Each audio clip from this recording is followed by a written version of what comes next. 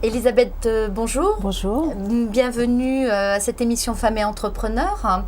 Donc vous êtes aujourd'hui dirigeante d'une entreprise avec un certain nombre de salariés. Donc, alors, c'est quelque chose que vous aviez prévu initialement ou ça s'est fait comme ça au fil du temps, un peu par hasard?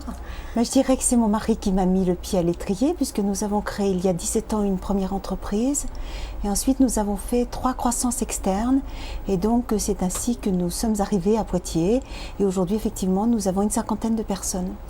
Alors, vous étiez dans un secteur un peu, votre première entreprise dans un secteur un peu pointu, donc puisque je crois que vous faisiez des murs pour les centres de radiologie pour éviter que les rayons... et donc, alors, vous avez travaillé dès le départ dans cette entreprise que vous avez créée avec lui? Voilà, on a créé en 1995 une société spécialisée dans le domaine de la protection contre les rayons X. Au niveau corporel, gants, lunettes, masques, etc. Et on a repris une entreprise à Poitiers qui, elle, est spécialisée dans le domaine de la protection contre les rayons X au niveau bâtiment. Et cette entreprise a diversifié son activité vers de la menuiserie extérieure aluminium, ce qui fait qu'on a conservé la première activité qui est cette protection contre les rayons X et en même temps on fait tout ce qui est menuiserie extérieure, fenêtres, vérandas et tout produit de la fermeture de la maison. Mais je crois savoir que vous aviez une passion qui était la musique. Hein. Oui, tout à fait. Et alors, comment vous avez fait vos choix? Parce que entre la musique et puis une activité aussi technique, vous avez dû quelque part justement dire la musique, je vais mettre un peu en stand-by. Comment on fait ses choix dans ce cas-là? Alors la musique, hélas, je l'ai abandonnée relativement jeune, puisque j'ai considéré à l'époque que je n'avais pas de talent. Ah oui, carrément. Carrément, donc j'ai dit je vais faire autre chose, voilà. Et puis la création d'entreprise s'est faite au fil du temps. Et c'est devenu votre passion alors? C'est une vraie passion. C'est ma vie, c'est ma vie. C'est votre vie. Alors malheureusement, cette entreprise aujourd'hui, vous en êtes aujourd'hui la dirigeante puisque vous avez perdu votre mari.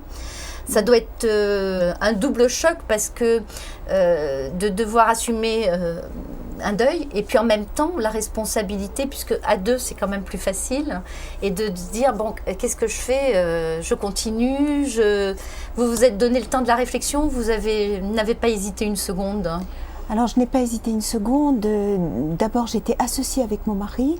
Et quand il est tombé malade, il avait un cancer. Donc, il a été soigné un certain nombre de mois. Ça a pris un certain temps. Donc, je gérais temps. déjà l'entreprise alors qu'il était absent. Et puis, lorsqu'il est parti, je ne me suis pas posé la question, malgré des pressions familiales qui m'incitaient à arrêter et à vendre. La question ne s'est pas posée. Je ne pouvais pas abandonner des collaborateurs qui m'avaient soutenue. Et donc, je ne me suis pas posé la question. J'ai continué. Vous auriez pu toucher un beau chèque. Et puis, finalement, vous êtes dit non, ce qui est important pour moi, c'est de conserver cette entreprise. Vous êtes senti responsable et d'assurer la continuité. Alors, assurer la continuité, et puis j'aime la vie, voilà. J'aime entreprendre, j'aime l'aventure. J'ai un tempérament qui fait que j'aime partir à l'aventure. Voilà. Alors, est-ce que pour vous, c'est une aventure tous les jours? Parce que donc, vous êtes en permanence en veille pour justement développer, innover. Quand vous allez dans l'entreprise tous les matins, vous avez toujours la même, la même envie, la même passion? Alors pour moi, c'est une aventure au quotidien, tous les matins, parce que déjà de par notre métier, nous ne sommes pas sur un métier industriel, nous sommes sur des métiers du bâtiment où finalement chaque chantier est un prototype. Donc ça n'est jamais la même chose. Et puis je pense qu'en permanence il faut s'adapter à l'évolution de son marché, à son environnement, donc c'est tous les jours une remise en question et c'est probablement cela qui me motive. Ce qui explique d'ailleurs que vous soyez membre de, comment dirais-je, de la fédération du bâtiment, parce que je me posais la question, je ne voyais pas le lien, maintenant je le comprends mieux, donc en fait par le biais de la menuiserie PVC, de la partie aluminium, voilà. Alors donc oui, justement, alors vous avez au niveau de la fédération du bâtiment, vous essayez de faire entrer plus de femmes dans cette profession?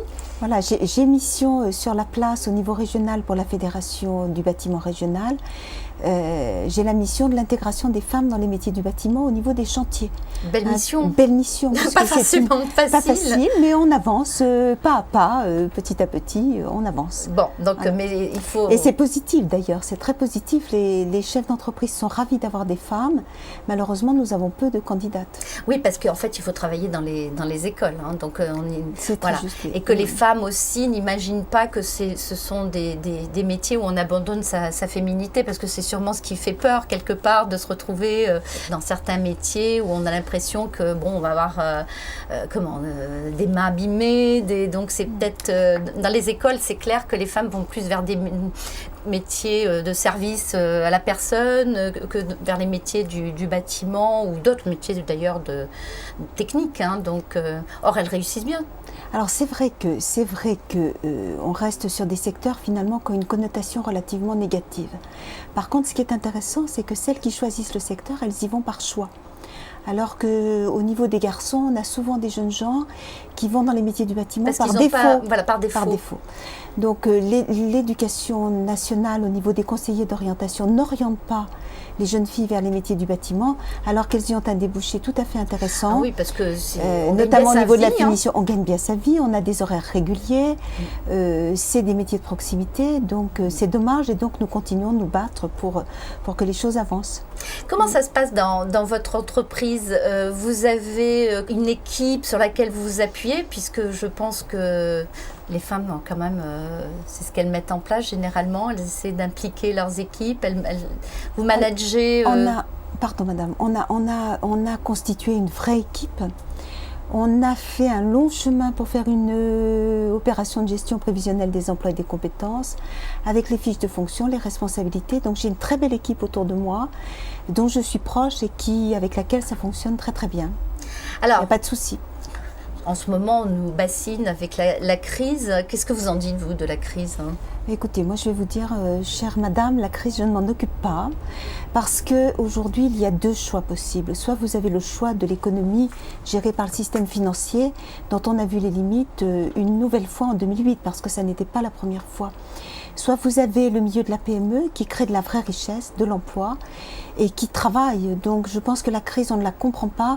Surtout, ce qu'il faut, c'est continuer à conserver notre savoir-faire, nos métiers, continuer notre travail, et je pense que ça ira. Bah écoutez, c'est bien de le dire quand même, hein, parce que si on interviewait un peu plus les chefs d'entreprises, de petites et moyennes entreprises, ça ferait quand même du bien pour le moral dans ce pays. Hein. Moi, je vais vous dire, j'ai un moral d'acier, et donc il n'y a pas de souci. Voilà. Bien. Alors, c'est peut-être pour ça d'ailleurs qu'on va vous donner prochainement une médaille. Oui, je vais recevoir donc l'insigne de l'Ordre national du mérite. Et alors, est-ce que vous y attendez? Quel effet ça vous fait? Écoutez, je ne m'y attendais pas du tout. L'effet, je dirais que c'est une reconnaissance par mes pairs, donc je dirais que j'en suis honorée et fière d'une certaine façon. Tant mieux, ça met une femme en avant, voilà. Donc c'est toujours bon à prendre. Par contre, comme le disait le général de Gaulle, le mérite n'est pas une fin en soi. Il y a une suite après, il faut continuer. Et alors, il faut continuer à se battre. Et alors, comment vous voyez l'évolution de votre entreprise? Vous avez envie de grossir, de vous maintenir à une taille humaine? Ce que je pense, c'est qu'une entreprise, c'est comme un enfant. Soit elle grandit, soit elle périclite. Donc je pense que je continuerai à la développer. Bien écoutez, je vous remercie beaucoup. Je pense que c'est des messages comme ça qui font progresser les choses, et moi j'ai plus besoin d'en rajouter. Quand même, un dernier mot pour ces femmes donc, qui seraient intéressées par les métiers, ces métiers du bâtiment, qui voudraient créer leur entreprise. Et il y en a, moi j'en vous rencontre. Il y en a beaucoup. Et tant mieux. Donc vous leur dites quoi? Quel conseil vous leur donnez? Bonne chance, allez-y, allez-y. Vous le valez bien. Oui, absolument, absolument. Merci beaucoup pour ce témoignage. Bon courage, à bientôt.